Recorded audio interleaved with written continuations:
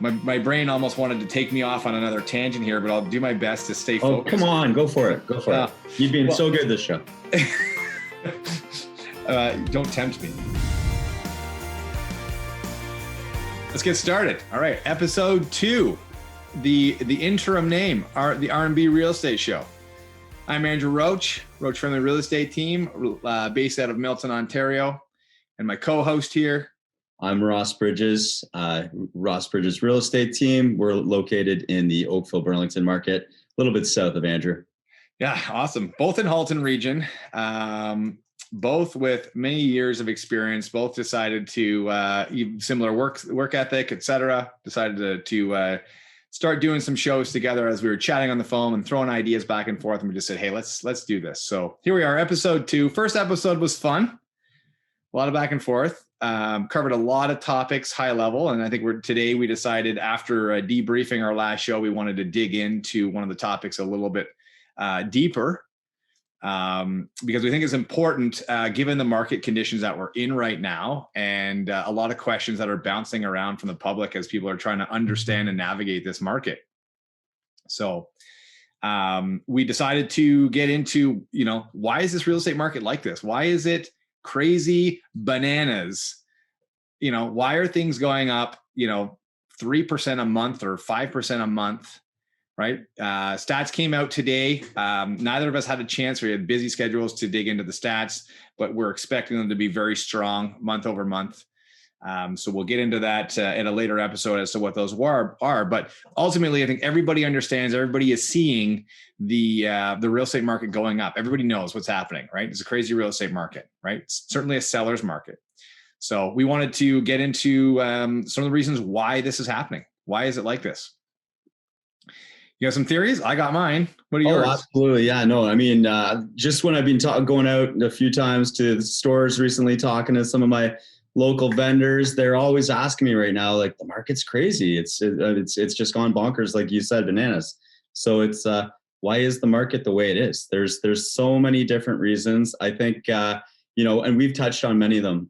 Low interest rates. We've got a massive target audience right now of millennials. A lot of people moving out of the city centers. A lot of people that are based down in Toronto, in towers, in condos, that are wanting more space. We've all been, captured over this last little time where we just haven't had enough of our own space, right? A lot of smaller families that maybe, could you imagine right now a family of 3, 4, 5 people in a condo that's only 1,000 square feet, where they're used to having the opportunity to go outside a lot more, and they're feeling more like sardines more than ever. Yeah. So it's tough. So going west, Andrew. Going west. And it's going west. I mean, we're seeing the West. I mean, it's not even necessarily, right? It's everywhere, right? We're west of where we are too, right? A lot further west. Well, yeah, good point. Absolutely.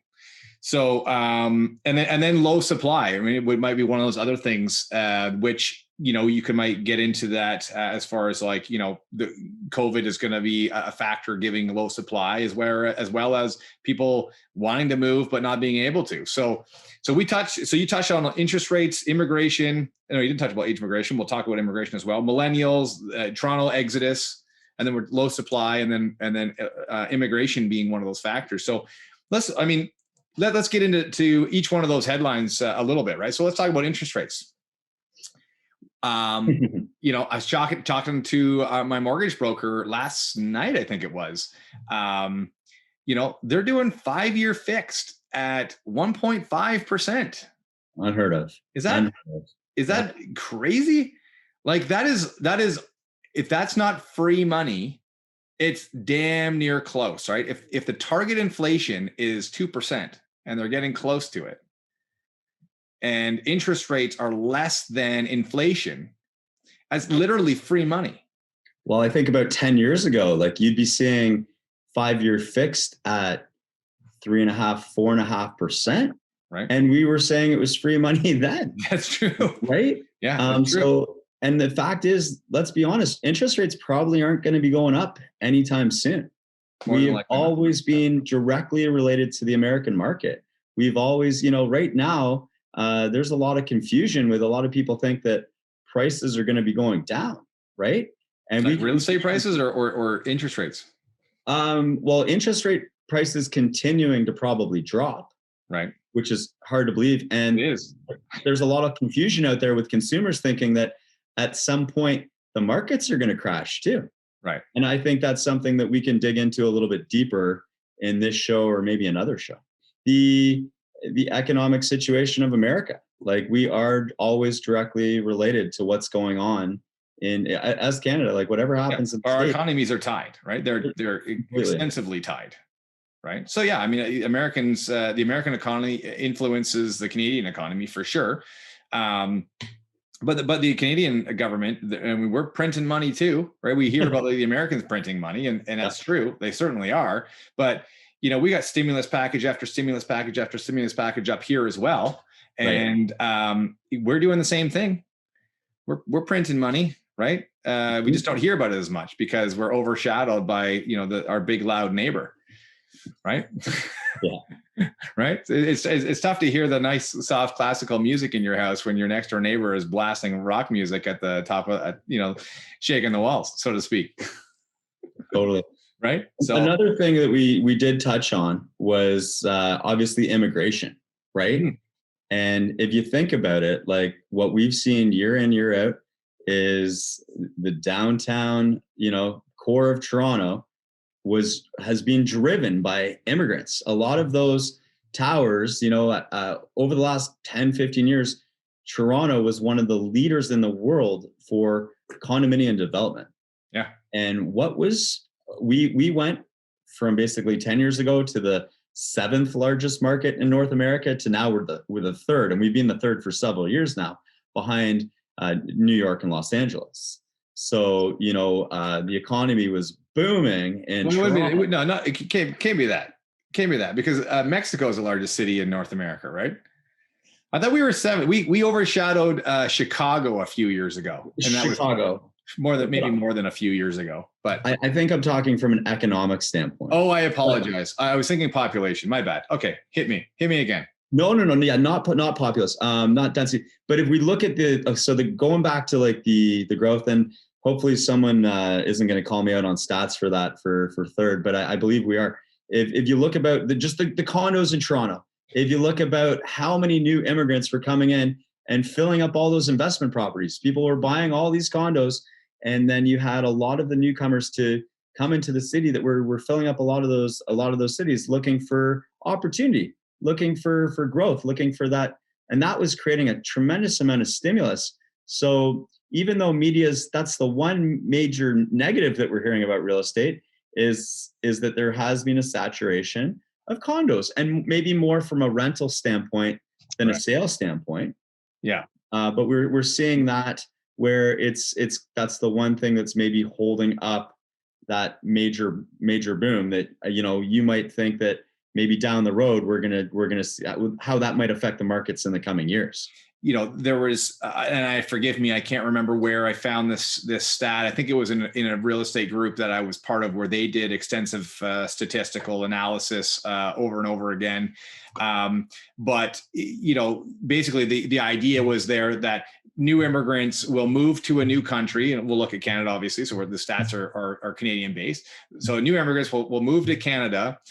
They will, look to find a job. So they're not going to put down roots immediately, right? So they will statistically rent for 3 to 5 years before they will decide to buy something and settle in and put down some roots, right? Got to find a job. Got to find you find your tribe, right? The people that are like you, or who, whatever the case may be, whether that's from, their ethnic background or the industry that they live, that they're working in or driving towards, or, what's important to them, if they want to be into like a younger, more family oriented community, or they wanted to be in like the busier, singles kind of high income community, like whatever. They find their tribe, they figure out where they want to, lay down roots, buy a house at that point. Right. And so if you look at like 3 to 5 years, this was my theory, is that while we're seeing, a booming real estate market for various reasons, which we're obviously getting into now, but in 3 to 5 years, we could potentially see a bit of a slowdown because immigration has been stopped for almost a year now, right? We're coming on like 9 or 10 months here, right? Mm-hmm.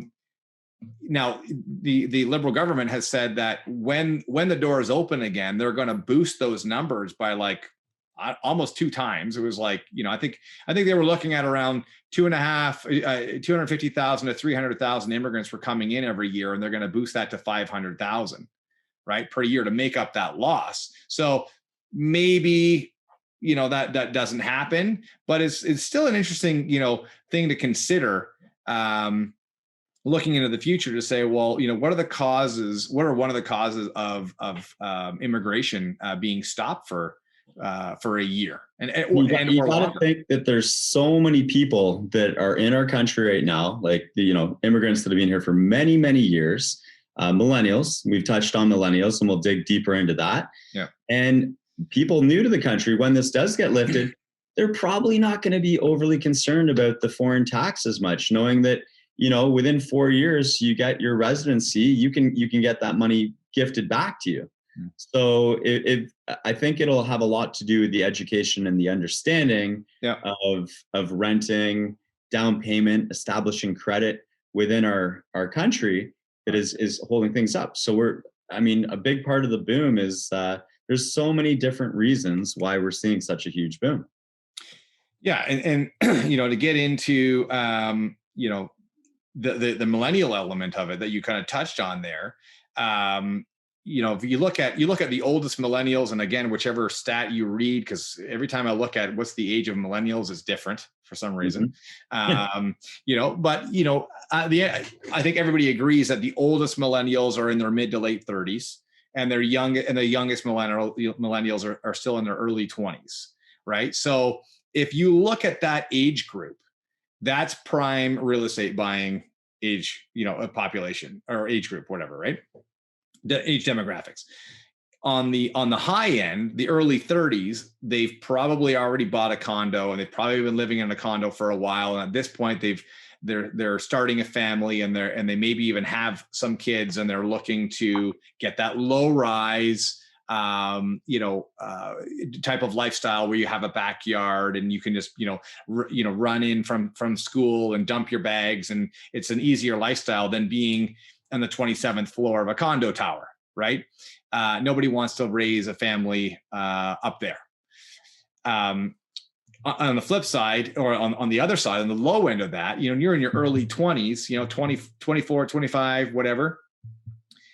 That's the time where you're like, okay, I've got a job, right? I'm making some decent money.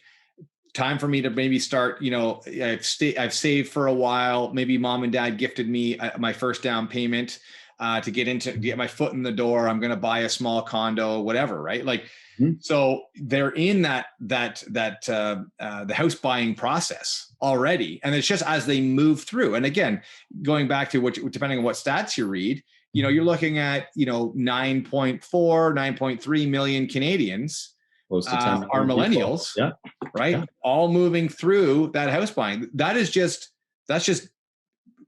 demand that is already there, has been there for almost 10 years as millennials started to move in to the condo buying, the earliest ones. The guys that are early 30s or late 30s now, they were late 20s. They were in so we've been in this demand, this high demand for 10 years.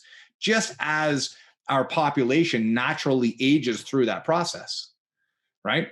Add to that, all these other factors, right, which we will continue to get into.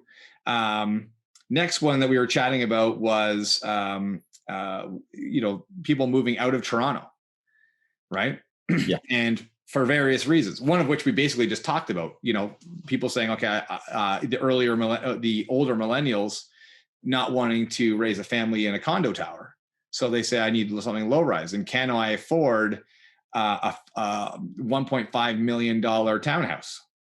Well, all salmon like to swim back upstream when they're laying their eggs. You think about a lot of people that maybe grew up in Milton or Burlington and Oakville, and they've gone and they've lived the limelight in Toronto, and now they're ready to start a family, and they're they're going back to mom and dad and their roots, and they've got daycare included with the grandparents, and it just ties all back in together with. Yeah. And let's face it, a lot of people are obviously happy in the city, but we've all gone through a realization during COVID, and it comes down to where you're going to be happiest, healthiest, the best schools, the best environment for your children. So many parents, all parents almost put their children's, where their children are going to have the best quality of life first. And why wouldn't they, right? So when it comes down to more space, health, convenience, those are all major factors for having the best quality of life. Yeah, for sure.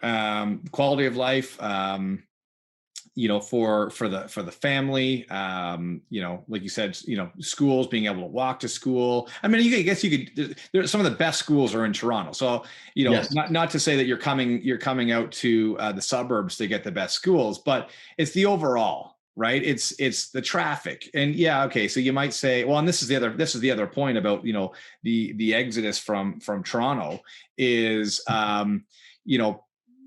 with COVID, you don't necessarily need to, and being able to work from home, you don't need to have the house in the city. You don't need to pay Toronto taxes. You don't need to deal with, Toronto traffic to go and get your groceries or take your kids to jujitsu or, soccer or, music lessons, whatever, that shuffle all the time. You don't need to do that for the convenience of, okay, I don't have the commute to work. Right. And in fairness, I mean, the commute to work, yeah, it can be 45 minutes. It can be an hour, right? Well, I think to add to what you just said there's so many companies that having gone through this experiment, this social experiment, realizing that, productivity's up, my employees are happier. They get to keep an eye on their children doing their schooling, which I'm sure for a lot of parents, it's nice. I'm sure it's added stress that nobody wants, but it's the time and energy are our largest resources. So to know that a lot of people are going to be renegotiating, I'm only coming into work once or twice, or, there's going to be a lot of commercial buildings that are going to be potentially closing down in the next several years. And maybe those are more workspaces closer to home. So there's going to be many different life-changing things that are going to happen because of what we faced during this pandemic, that unbeknownst to us, right? Yeah, that's a good comment that you made about this social experiment, because if you think about it, if you think back to, like, I don't know, 3-4 years ago, you heard rumblings of companies trying to experiment with work from homes, right? I mean, I've got a handful of clients that are in the insurance industry, and they have worked from home for years. Mm-hmm. Because they're mobile, right? So they're what would you call them? Insurance assessors, maybe, right? So when there's a loss claim, they have to go out, right? On site. So point being is that they don't need to go into the office to then turn around and leave, right? So anyway, so for them, they would only have to go into the office, a few times a month, so to speak, or maybe it was once a week. I can't remember, but they're out all the time. So they were one of the first types of industries, maybe, or the people that I heard of anyways, that moved to a lot of work from home, a fair amount. Right. Mm-hmm. And you heard, little rumblings of that happening more and more and more as internet the speeds became faster, things became more cloud driven. There was more opportunity for online work environments, where large companies were saying, well, listen, I wonder if I can reduce the leasing costs and the hydro costs and the heating costs, et cetera, on all of our massive buildings that we need to house our employees. Can we reduce that by 10%? By having a bunch of our employees work from home? Like, we were hearing about that. Now you have COVID come along that forces them into that, whether it's kicking or screaming or openly welcomed. And hey, lo and behold, it works, right? For the most part. I mean, there are some things where you need people to go into the office and be face to face on some things, some industries, right? I mean, you're not you're not fixing a hydro pole from home over the internet, but a lot of the stuff, you can work from home. Right? Well, I heard that households were saving upwards of 22%. Yeah. Right. So, and then you touch on how much companies must be saving, right. Just the thought of what they're spending on rent, if they're having to cut down on floors of buildings, the cost right there. It's also much greener, with everything that we've had to face with global warming, and that's been a pretty lovely winter. We're seeing that that's going to be a choice too. And we can all agree Zoom, that's what we're on right now. Zoom has been one of the major winners of this pandemic as well too. So yeah, for sure. Platforms where you can communicate through work, whether it's through Google or whatever. So, if employees are saving money, we haven't even talked about daycare, but that would obviously account for 22% of the house savings. If companies are saving money, we're putting less CO2 into the planet. We're being more efficient with our time. So a few good things have come from this. Going back to our major topic of, why are things so crazy? There's also not a lot going on right now, right? So we touched on this in our previous show. I still have a bone to pick with you, by the way, about buying first or selling first. Yeah, but I think that could be a good topic for our next episode. Is the fact is that people have they have time on their hands right now, and they've been a little stir crazy, and they probably want more space. Oh, absolutely, 100%. That's a big request, for our clients right now, or from our clients. I apologize, right? And it's well, certainly more space for sure. Like that's like the broad element of it, but it's a home office, right? Because, some people are, because they don't have the extra bedroom, or they don't have the space in the basement, or whatever the case may be, they're trying to work from the living room, right? Or the dining room table or something like that. Right. And there's no way to close the door. Andrew, and during this period that we've gone through, dare we dream of having more acreage, every day, beautiful, great room, that gorgeous pool in your backyard. Every day. Like there are so many people out there that are planning their retirement, that are preparing for their families, their dream homes, or just moving from a condo into a nice townhouse. Yes. So, we've all got time. Or just, to that point, just having a basement. Yes. Right? Can I have a basement? Like that's all. That's it. That's all I want. You don't have to dream big. Just like, I just want a little bit more space, a place to like have the rec room in the basement, right? Yeah. Just so it's not in the living room, which is the only real room, the only real common room, right? And or maybe you're in a 3-story townhouse, right? And so you want a basement, you want a place, an extra space in the basement that you can have as the rec room, and have the TV room or whatever, right? There's lots of things. And another thing for you guys out there that are planning, like this goes out to you millennials or first time buyers, just in general, right? New to the country. Andrew and I, we can also help you with planning for new builds. There's a lot of great opportunities for new builds as well too. So if you're in a position where you have a little bit of a money for deposit, and you know that you don't have to worry about a mortgage for another year or so, then it's an amazing opportunity to be buying something that you're going to be moving into in a year or 18 months from now. And honestly, one of the best things is when you book that vacation. You're going away. Well, if you want, the Roach family in Milton, Ross Bridges Real Estate Team, we can help you in Oakville, Burlington, moving west. If you want to even move further west, there's great opportunity for new builds as well too. So setting yourself up for the future that way too. Absolutely. There's a ton of opportunity, ton of different and awesome communities all around, the West GTA, going a little bit further as well. I mean, it's booming out there. It's booming everywhere, right? It's crazy. And my brain almost wanted to take me off on another tangent here, but I'll do my best to stay focused. Oh, come on, go for it.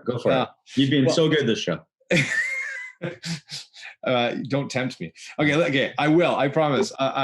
Let's stick on topic here so that we stick on why is the real estate market going crazy. Okay. So far we talk about the interest rates are crazy low. So money is basically free, and it makes affordability that much higher, right? We talk about like when your mortgage payment comes out, what portion of that mortgage payment it goes to interest and what percentage goes to principal, right? When you have a 25-year amortization or you have a 30-year amortization, your principal element is basically fixed, right? You're dividing that sum by 25 or 30 years, right? That's fixed. The interest rate is what kind of fluctuates, right? So if interest rates are higher, you have a higher payment because your interest portion is going to be higher, right? Interest rates are crazy low right now. So your interest portion is really low, which means that, if you could normally afford, I'm just going to make this up, if you can afford $3,000 a month, right, then you can buy a bigger house when little of that goes to interest, right? If again, you still have that $3,000 a month, but 1,000 of that is going towards interest, that means only 2,000 is going towards principal versus say 2,800 going towards principal, right? So that kind of makes that affordability that much higher. So interest rates being crazy low, immigrants are still here, right? So we're right now, the buyer pool that we're dealing with right now, even though the borders are closed, we're looking at immigrants that showed up, 2, 3, 4, 5 years ago that are now saying, okay, I'm not going to rent anymore. I put down my roots. I'm going to go and buy a house, right? So the buyer pool that we're dealing with today is 2, 3, 4, 5 years old, right? They're now moving into to the home ownership, right? We talked about millennials, just that natural cycle of, again, whatever stats you read, 9.4 million millennials all moving through the real estate buying process, right? That buyer pool moving through naturally. Again, that supply or that demand, I apologize, has already been here. It's already been here for 10 years, right? We're still just moving through. We're still just getting through that, right?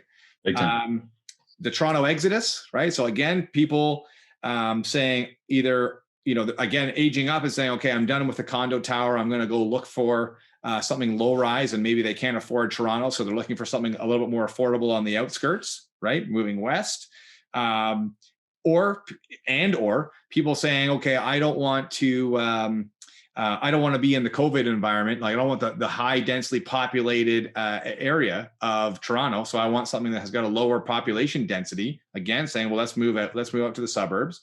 Couple that with, I don't need to have to pay for these these prices. I can work from home. So, I don't, the convenience of being able to work from home, again, let's just move out to something with a quieter community, right? And I think another thing that we need to look at here too is, the infrastructure of transportation is going to change a lot over the next 5 to 10 years. One of the major advantages of that QEW corridor is there will eventually be more speed trains. There's going to be an infrastructure going to other areas in Ontario that are going to bring people back into the core, back into the city. You look at the expansion of the 401, basically what that's caused up, it's opened up a lot for Cambridge, Kitchener, Waterloo. Yeah. You've seen the expansion in Milton. So the fact that the infrastructure of traffic and commuting is making things a lot easier for people to get. I mean, yes, there's going to be an abundance of more traffic, and it's been lighter traffic with COVID for sure. Yeah. But knowing that there is that infrastructure long-term that will get traffic from A to B. If people could be living out in Chatham, Kent, London, and they know that they could get to downtown Toronto in an hour on a train, well, that's pretty cool, right? Well, that's 100%. Like that's a very, very, very valid point, because we've been seeing that, high-speed rail aside for a moment, which we don't have yet, but there's a lot of talk of that coming. That aside, I mean, we've been seeing that with, to your point about the expansion of highways, right? So whether it's a widening of highway, which allows a faster flow of traffic, or new highways going in, right? So 407 when it came in, 407 when it expanded multiple times. They just finished opening it up all the way to the 115. The 410 going north as they expanded that, right? That opens up all these markets that instead of it used to take an hour 15, now it takes you 45 minutes. Totally. Right? And also, when I was talking about the QE corridor, what I also meant to mention too was the GO train expansion, right? Yeah. The GO train expansion's also increased. So whether you're further up in Milton, you've obviously got 401 and that's leading everywhere. Which by the way, the next phase of expansion is taking that 8 or 10 lane highway all the way out to Milton, right? So they brought that through Mississauga. The next phase is bringing it out to Milton, which is coming. Excellent. Excellent.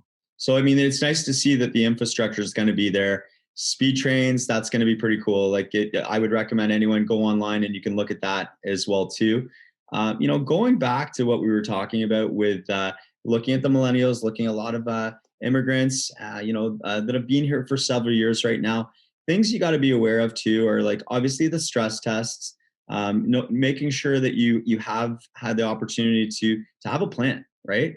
You gotta elaborate on the stress test there for those that don't know what the stress tests are. So thank you. So stress test, making sure depending on, and we touched on it last episode, but please don't be afraid to jump in here, Andrew. But if we're talking about your earnings, obviously what your debt ratio is, looking at if there's going to be you and someone else on title, your credit rating, right? And then, if a parents are in a situation, you can put them on title. That is a very, very powerful way to get a higher pre-approval if your parents are cool with actually going on title. Down payment, right? So a big part of the equation is down payment. So by meeting with a preferred mortgage specialist, they're going to assist you to make sure that you have a good understanding of what you can afford, right? So can you maybe illustrate that a little bit further than what I said? Yeah, so I'll take it one step further. So that would be basically your pre-approval for sure. The stress test element of it is, we talked about interest rates being silly low right now. So it's not qualifying at 1.5%, right? So when you're playing, again, this is why it's very important to be able to or to go and speak with a qualified mortgage broker or mortgage specialist, right?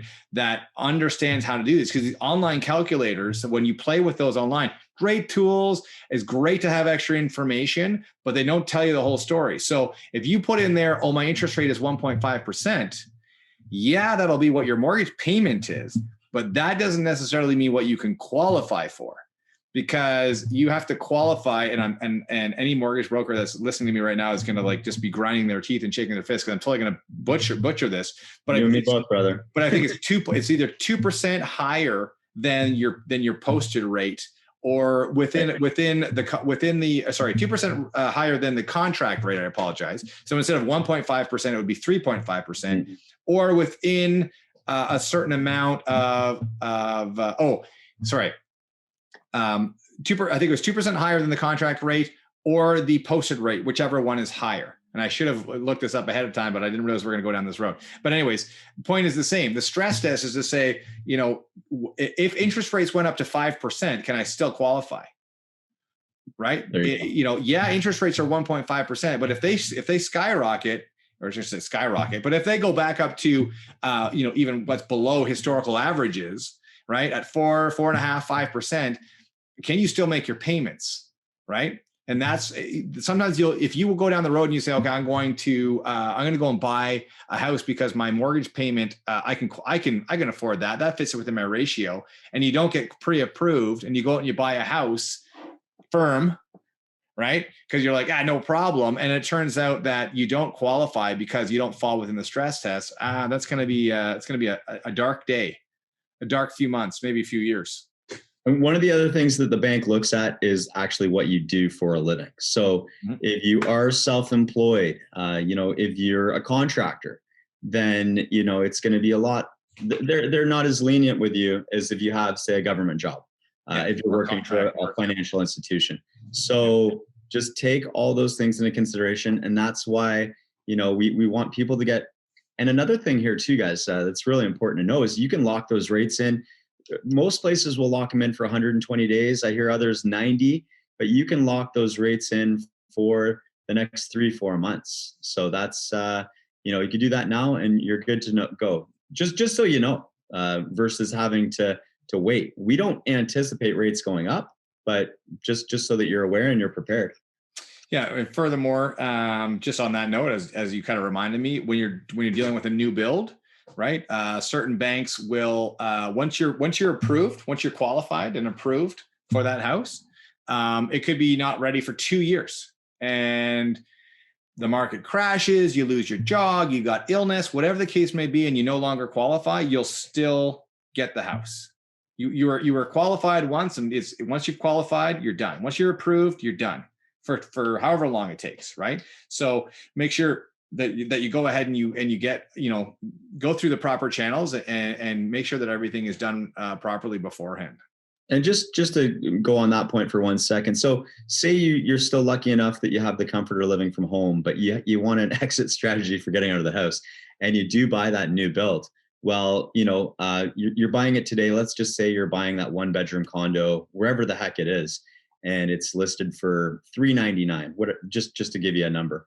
And by the time you move in, giving you a very fair market, let's just say hypothetically speaking, they go up on average 8% over the next couple of years. Well, you've done very well for yourself, within a 2-year span, just to buy the place at that market value. For sure. What do you think about wrapping back around to the topic at hand? Buying first or selling first? No. That's going to be a whole show on itself. No. So, why real estate market is going crazy like this? I think next one on the list here, low supply, right? Yes. Why are we seeing low supply? Yeah, and I think one of the major reasons. Okay, so condos, depending on where you are, we're seeing a little bit more inventory. I have noticed more competition in condos recently. Yeah, up here for sure. There was a property that sold last night. I assume it sold. We showed it, so we were getting the updates on it. It had 16 offers on it. There you go. 16 offers on a condo. And I was going to talk about doing a separate show on the condos being a good investment right now. Yeah. Because the condo market is soft, because new immigrants aren't coming in to fill those spaces. But COVID is going to, hopefully be short-lived, and so are the borders being closed going to be short-lived. And when those open back up again, and we're getting 500,000 plus new immigrants a year, where are they going to go? They're going to go to Toronto, Vancouver, Montreal, like they always do, and they're going to rent a condo because that's what they can afford, right?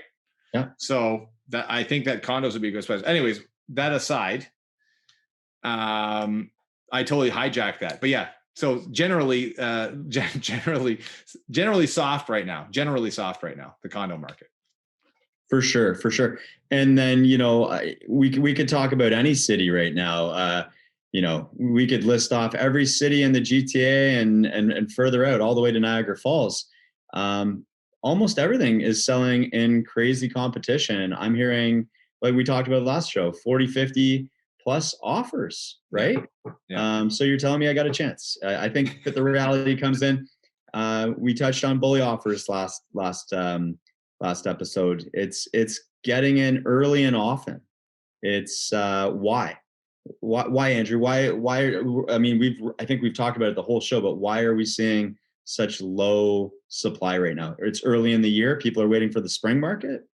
Yeah. So, I mean, there's certainly that. We've had, a couple of handfuls of clients that we've chatted with about selling their house, and everybody, and this isn't just this year. This is just historical, right? This is just the mentality of sellers is I sell in the spring, right? Because the prices go up in the spring, there's demand in the spring. And it's true. This is early spring market we're in right now. Early spring. But I mean, we're always seeing that. Like for the last 5, 6, 7 years, January, it's the early spring market. And there's the old adage too, right? Like if you're staying in the same market or relatively the same market anyways, they're all going to move up together. So yeah, you're going to sell high, but you're going to buy high. Right. So, I would say don't get too stuck on trying to wait around to the spring market so that you get the most out of your house, because you're going to get the most out of your house, but so is the guy you're going to buy from going to get the most out of their house. Or right? A lot of people are waiting for that right home. Right. So, that's it too. So that goes to like the second point that I was going to make about, where am I going to go? I want to move. Right. We talked about this, and everybody wants a pool, extra space. Right. They want a finished basement. They want a home office. Everybody's looking for that right now. Right. Absolutely. You got it. Cha-ching. Yeah. But so they're like, okay, once I find it, I'll move. I'll sell my house once I find it. But they're not going to be homeless. Right. So supply is kind of it's there. It's ready. It's just waiting. And then you get the other people that are afraid of COVID. Right? Don't want people walking through my house, which is a fair and valid point, and quite a concern, I should say, right? And we could talk about what we're doing in the COVID market to help our buyers and protect our sellers, right? But that is leading to low supply, right? We saw it in 2017 too, right? We just needed supply to come on the market because there was so much demand, and there just wasn't. And then as people started to find stuff, all of a sudden, all the supply came on until April. There was twice as much supply coming on the market as was going off the market. Well, even last night, I was talking to a client. I'd been talking to her for a couple of years, and she had planned to buy in Burlington. And now that the reality is that she came to it, and again, it comes down to friends, community. Yep. She's now decided to go out to Windsor. Oh, nice. Better value, so instead of, obviously she's seeing the prices and everything, and it's stressful, and it comes down to where do you want to be? Going to do a plug right now. I'm fortunate enough to have founded during COVID, about a year ago, I started a relocation company called Top Realtors Canada. It's designed for some of the best realtors across Canada. So if anybody is planning on doing a relocation to, outside of Milton, Burlington, Oakville, the surrounding area where Andrew or myself can't help you, then I'd love to put you in contact with some amazing realtors. If you're deciding you want to move out east or out west or up north, right? So many people are wanting cottage country. That's a show in itself of people moving up to Barrie, up to the Muskokas, totally. Getting out of the city center. So. Yeah, I mean, that's you touched on that. That's a whole other kind of market. And again, a whole other conversation in and of itself is number one, the vacation properties, right? Because people couldn't travel. So everyone wanted a cottage. But number two, going back to being able to work remotely, imagine being able to work from the cottage. Imagine being able to move up to the Muskokas or Kawarthas or wherever you want to go. Heaven. And being able to just, work from home. And again, maybe because you don't have to drive anywhere, you can close the door, you can work from home, you can be ultra efficient. Maybe you don't have to work, 6 hours a day. Maybe you're in a position in your boss or your work schedule is as long as you get your work done, I don't care how long it takes you or how long it takes you.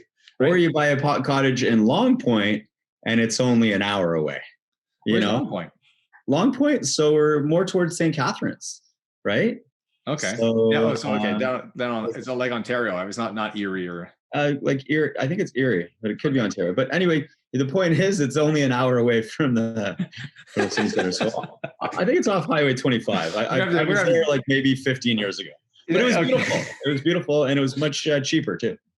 There you go. Yeah. Well, that's the idea, right? If you don't have to be local, then and you can work from work from the cottage or work from wherever.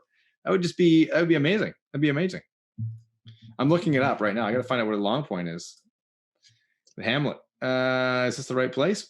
Oh, of course. Got to zoom in here. Yeah, it's on Erie. It's down just past Port Dover, Turkey Point. So I've gone to Turkey Point a bunch of times. Honestly, a nice place to take the family for a nice day at the beach. I highly recommend it. So yeah, cool, man. But yeah, for sure. All that stuff. Right. So again, wrapping back around again to the whole low supply, right? That's what we're seeing. So if you look at the first, few points, you look at low interest rates saying it's easy to buy. You look at immigrants that have been here for a number of years that are now moving into the home buying from renting stage. You look at the natural pipeline of millennials moving through. You look at people moving out of Toronto, saying, I don't need to spend the time. We don't have to spend the extra premium, driving around town, the congestion, or I want to get out of the congestion first for COVID. Couple that demand with the lack of supply. Yeah. That's the imbalance that we're seeing right now, right? That's driving. Listen, it doesn't matter what the commodity is. If you got 25 people that want it and there's only one, right? That's economics 101, supply and demand. There will only be one winner, other than the seller. That's right. That's why, companies that make stuff, they make limited editions, because it's like, hey, there's only a certain number of these, and I know that people are going to want them. They're worth more. Right? And for those of you out there that think that this might slow down, guess what? It's not going to. It will be a heated. Not anytime soon, anyways. Not anytime soon. No. And if it does slow down, we got to look at what's the time frame, right? What's the spectrum that we're looking at, right? If there's another like 2017 pullback, a 10% pullback. I was going to say, isn't a government announcement going to do any form of cooling on the market? It wouldn't have the same effect this time around.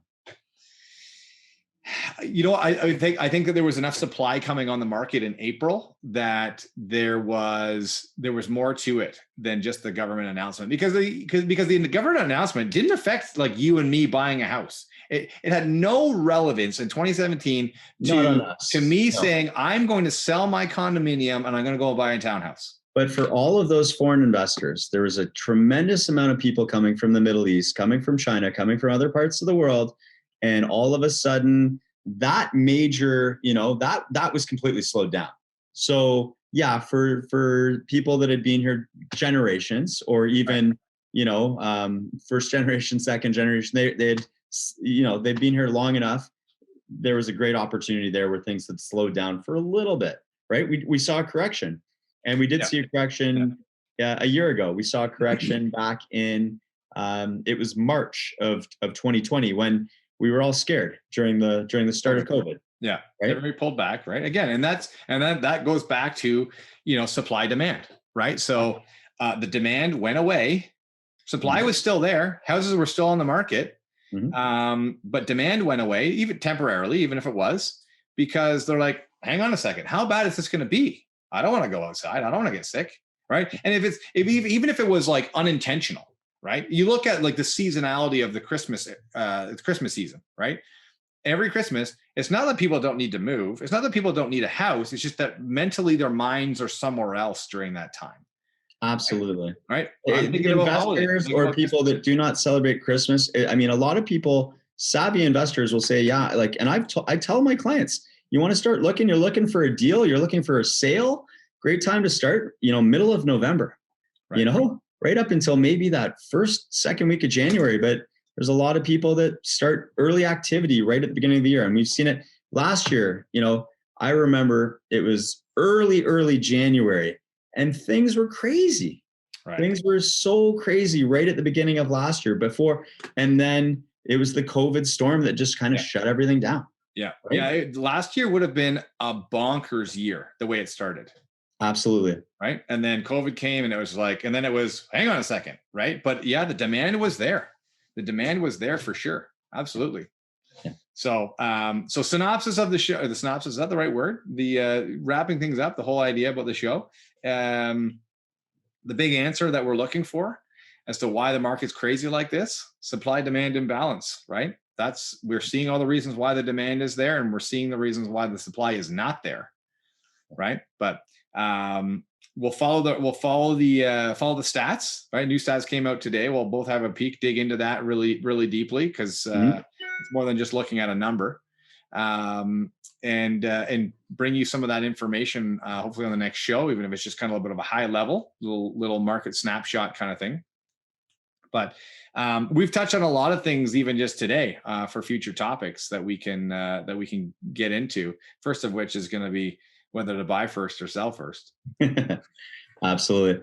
And we want to thank you, the audience, for following Andrew Roach and family business up in Milton, and myself. You just totally butchered that, man. He's totally butchered that. I'm sorry. It's the Roach Family Real Estate team. The Roach Family Real Estate team. I am so sorry. The Roach Family Real Estate team. We'll say that as many times as we can. And you're not the first one. You won't be the last.